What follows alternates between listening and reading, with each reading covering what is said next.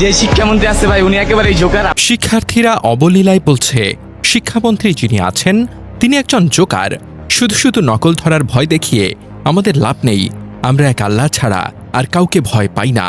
ভাইরে, এরা 2001 সালের পুরনো মডেলের পোলাপান না যে শিক্ষক দেখলেই স্যার স্যার করে কাঁপতে থাকবে। এরা 2026 সালের ফুল আপডেটেড জেনারেশন। স্মার্টফোন হাতে টিকটক ইউটিউবে বড় হয়েছে। সোশ্যাল মিডিয়ায় মুখ খুলতে 1 সেকেন্ডও লাগে না।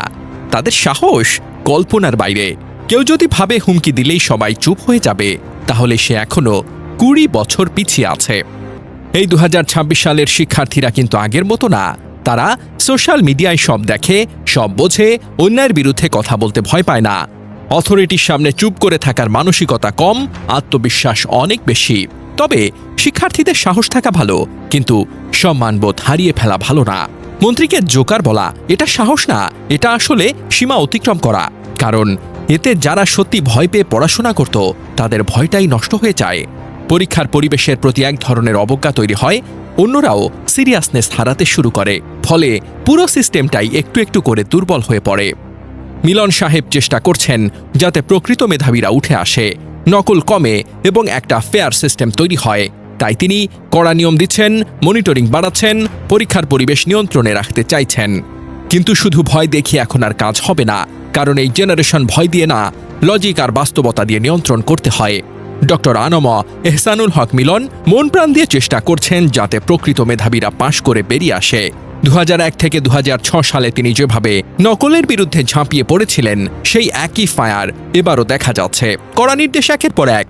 কেন্দ্র সচিব আর শিক্ষকরা সতর্ক না থাকলে তাদেরও শাস্তি। পরীক্ষা কেন্দ্রে বডি সার্চ, টয়লেট পর্যন্ত চেকিং। গ্রেস মার্কের কোনো সুযোগ নেই। প্রশ্ন ফাঁস বা নকল হলে কাউকে ছাড় না। এসএসসি 2026-এর প্রথম দিনেই তিনি নিজে ঢাকা সাভার মানিকগঞ্জের 5টা কেন্দ্র ঘুরে দেখেছেন। ফলাফল পরীক্ষা সুন্দর, শান্তিপূর্ণ, কোনো বড় ধরনের নকল বা প্রশ্ন ফাঁসের ঘটনা ঘটেনি। শুধু 6 জনকে বহিষ্কার করা হয়েছে। আর 25,000-এর বেশি পরীক্ষার্থী অনুপস্থিত ছিলেন। মন্ত্রী বলছেন এবার নকলের কোনো সুযোগ নেই। একদিকে মিলন সাহেব হেলিকপ্টার নিয়ে নকল ধরতে আসবেন বলে সবাই আশা করছিল, অন্যদিকে ছেলেরা বলছে আমরা আপডেটেড, ভয় পাই না। এটা যেন পুরনো নোকিয়া ফোন ভার্সেস নতুন আইফোনের লড়াই। একজন কড়া নিয়ম করে মেধা বাঁচাতে চায়, আর একজন বলে ভাই আমরা এখন অন্য লেভেলে আছি। সর্বশেষে বলা যায় মিলন সাহেবের চেষ্টা প্রশংসার দাবিদার। নকলমুক্ত পরীক্ষা হলে দেশের ভবিষ্যৎ উজ্জ্বল হবে, কিন্তু ছেলে মেয়েদেরও একটু বুঝতে হবে সাহস দেখানোর সাথে সাথে সম্মানটা বজায় রাখা দরকার। ভয় না থাকুক, শ্রদ্ধা তো থাকতে পারে। যাই হোক, এবারের এসএসসি যেন সত্যিকারের মেধাবীদের জয়ের উৎসব হয়, নকল নয়। পড়াশোনাই হোক একমাত্র অস্ত্র। আর হ্যাঁ, মন্ত্রীকে জোকার বলার আগে একবার ভেবে নেওয়া যেত, তাই না?